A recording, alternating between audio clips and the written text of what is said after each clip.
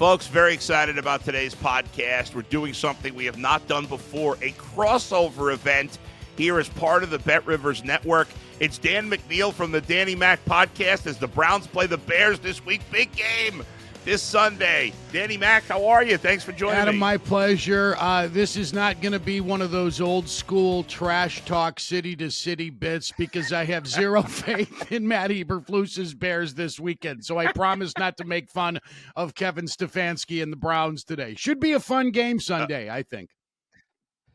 It should be. I was saying last night, because I was out and about a little bit, which I rarely do at night, but last night we had a little TV show event, and I was saying how the Bears, I thought the Bears would be terrible this year.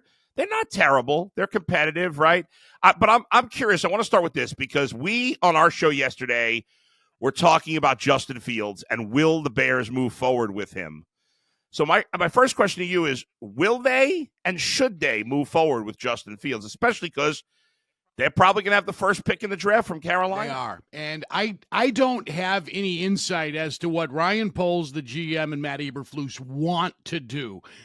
But my suspicion is they are going to give him the rest of this season to prove his value to the team. Now, maybe they've already made up their mind. Maybe they cannot pass up on King Caleb. I don't know. But it seems like Bears fans have done a 180, and what they want and what they get may be two completely different things. But Matt Eberflus and Fields seem to have been given a longer leash based on the Bears' recovery after a dreadful 0-4 start. I still submit, Adam, they haven't beaten anybody. They beat the Vikings without scoring a touchdown, and they beat a Lions team that is starting to really doubt itself. But if you want to measure success and growth by victories over Brian Hoyer when the Raiders were checked out under Josh McDaniels and a win at Washington on a Thursday night, 6-8 weeks ago, have at it. I tell you something. I'll tell you something that Browns fans and Bears fans certainly have in common. They've both been searching for a quarterback forever. I mean, these are two franchises that just have not been able to solidify that position really in forever. For the Bears, I'd say it's been even longer, because at least Bernie Kosar was here for a while. But obviously the Bears have had more success as a team, including that great championship team with that great defense. But it's been a struggle for both of these franchises finding a quarterback. Hey, 1980, Brian Sipe was the NFL's MVP. I was a huge fan of Sipe. That's good old number 17. That's 80. That's when Reagan was president. I mean, the Bears, you have to go back way, way further in franchise history to stumble across the names of Sid Luckman and some others. Yeah, it's been terrible here. Yeah. And I feel a tremendous sympathy and some empathy for Browns fans. I think it's the most tortured city in the NFL. Not only have they not seen a game with Roman numerals on it, Adam, as you know, they lost their franchise for 5 years when Art Modell moved him to Baltimore. And this is a city that loves its football and remains loyal to it and has deserved decidedly better than it's received. Yes, thank you. And the fans, I'm sure, here will appreciate that. That was, even as, not being in Cleveland at the time yet, I remember because I grew up, I couldn't believe that the Browns were stolen. And that's really what happened. Now, fortunately, the city, unlike most other circumstances, fought to keep the name and fought to keep the history of the franchise. The Ravens were unable to take that. But yes, Cleveland is a city that should have never lost a team, and it was Art Modell's inability to do anything smart with money that led to that situation. It was obviously a total disgrace. By the way, before we continue on this matchup, I got to get to this. So every week here at Bet Rivers, we do NFL picks. And we have some battle here going to the end of the year. I mean, between, I think, you, me, Mike Francesa, Jimmy Ott, and who am I? And Missinelli. I think we're all within 2 games with just a few weeks to go. Yeah, this is an important competition here. It is, because I don't know what first place receives. I didn't get that email from Mr. Delavitt, but, how does Mark Schlereth get 4 bye weeks, by the way? That's what I'd love to know. I think I don't know what happened there. I think he was off the grid for a little while. But, yeah, Yeah. You started White Heat red hot, and I know. I had to come out and say, you know what, the gambling gods, there's no way this cat goes 80% on the hot. season. You were, so I started fading your ass, Yeah. and I prospered. You as had a to. result. Yes. Yeah, because what's funny, I think I had like a 7-game lead at one point, and then I went 2 weeks in a row where I went 1-9. I just completely shit the bed, and I bounced back here. I think I'm 3-2 each of the last 2 weeks, but this is going to come down to the wire. I was told that that the first weekend of the playoffs would be the end of the competition. That would be the last week. So that means we got. So this is week 15. Mm-hmm. So we got 5 more weeks of picks for bragging rights. I when I sent them today for week 15, I did so with zero confidence on all 5 of the plays. It is such a coin flip year.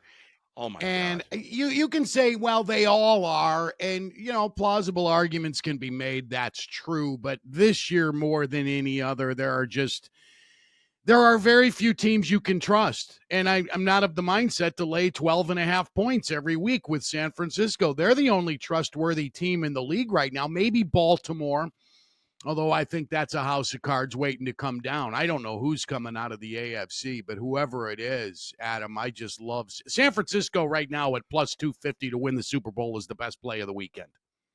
It's hard because right now, you're right. Nobody looks anywhere close. The only 2 teams that are playing close to as well are teams you don't trust in the playoffs in Baltimore and Dallas. Mm-hmm. Right? I mean, those are the second and third best teams right now, but who the heck trusts either of those teams in the playoffs? Yeah, I'm not there yet with the Cowboys, even though they've got about, 6 or 7 weeks of reeling off really good games now, and Prescott has made a believer out of me. I think he's going to wind up winning the MVP. And Hill had a puncher's chance, but gets hurt this past weekend. And I just challenge anybody to tell me who's affected games more than Tyreek Hill this year. But they don't give that award to a receiver or a running back anymore. It's got to be a quarterback, which is unfortunate because quarterbacks get way too much in fantasy football and they get way too much hardware after the regular season. How many fantasy football leagues you have? I'm a monogamous guy. At 62, I can't play the field anymore. Yeah. I've always been a one league man, and I'm absolutely dreadful this year. I've been, so many guys can relate to this too. In this era of split backfields, when you get a guy who touches the ball 22, 25 times every weekend, like Isaiah Pacheco, and they just don't get the touchdowns to back it up. They are affecting games way more than these guys who pass for 300 yards, 3 touchdowns, and 2 picks and score way more. I'm fed up. Yeah. I'm wanting an off-season meeting with the competition committee in my league. Let's go. Yeah, I got to get this figured out. Yeah, I love taking I get Joe Mixon often as my second running back because I'm like, I know he's going to get a ton of carries, even if he's not averaging that many yards per carry. I know he's going to get a ton of carries. Anyway, let's get to the game here a little bit. The game is in Cleveland. The Browns are a 3-point favorite as of this morning at Bet Rivers. Listen, the Browns have had an insane amount of injuries. They have the second most players on IR. Only the Texans have more. They have the most money on IR.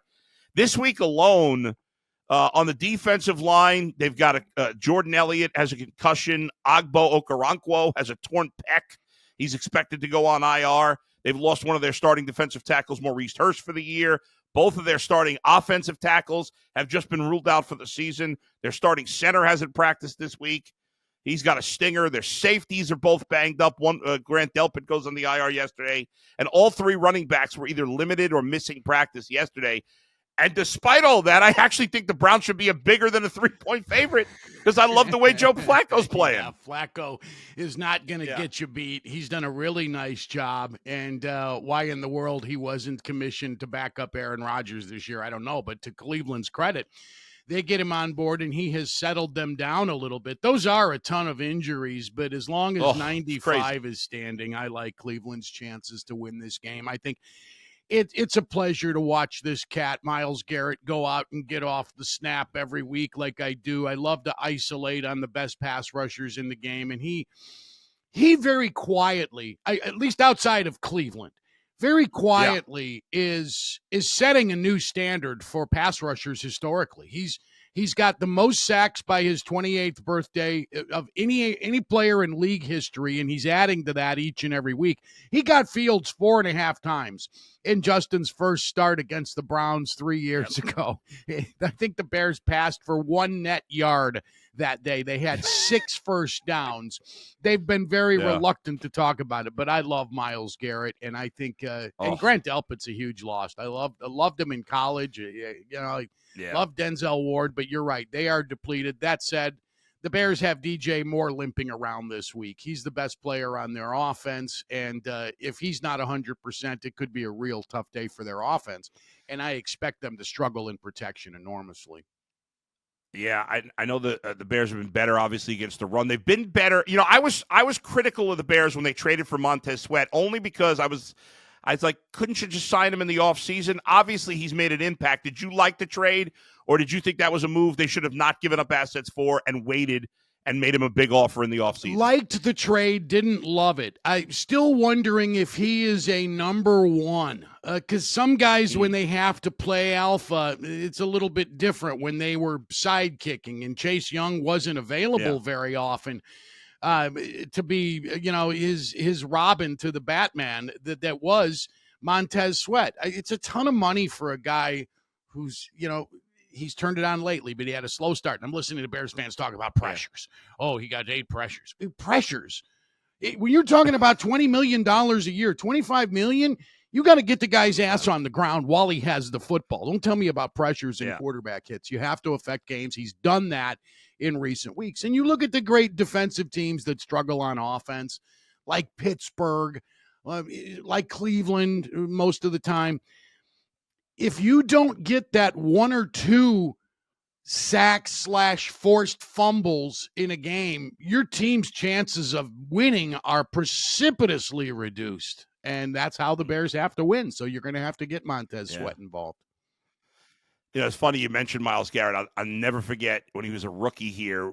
We were at training camp, and he walks out with no shirt for his first practice. And I said, "Oh my God, this is the most perfect physical specimen human being I've ever seen in my life." I mean, he has muscles upon muscles. It is crazy. It really is ridiculous. And what's amazing about the numbers you mentioned before is that until this year, he has good talent around him this year. He's played with terrible talent around him for the most part until this year.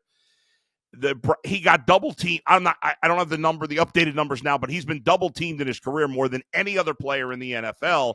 People would always say this guy's better and that guy's better. I'm like, well, that guy's got better teammates. That makes a difference. This guy's getting 15 sacks a year last year the Browns' second leading sacker had, I think, 2 or 3 sacks.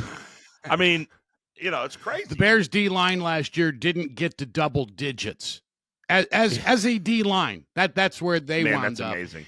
Yeah, I'm a huge Garrett fan, and he's built the part. And I know I've wondered if part of the reason he doesn't get national media behind him, not only are the Browns not front and center nationally, I wonder if there's still a little bit of a hangover for his egregious act with the helmet sling against Mason Rudolph for the Steelers a few years ago, if he's still in the minds. I'm just a guess here because Micah Parsons is not the same player Myles Garrett is. Parsons is a great player.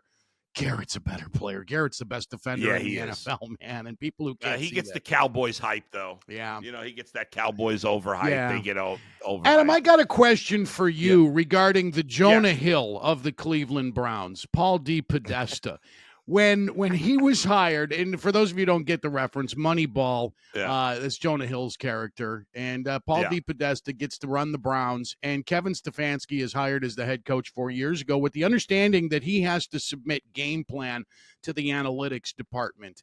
How has that worked out behind the scenes? Is it all peaceful with actual football people dealing with pencil pushers? I'll tell you what, it's a funny thing because people often ask me, what does Paul DePodesta do on a daily basis? And I'm like, I'm not really sure. He never talks to the media, or he hasn't in years. So we're not sure what he's doing.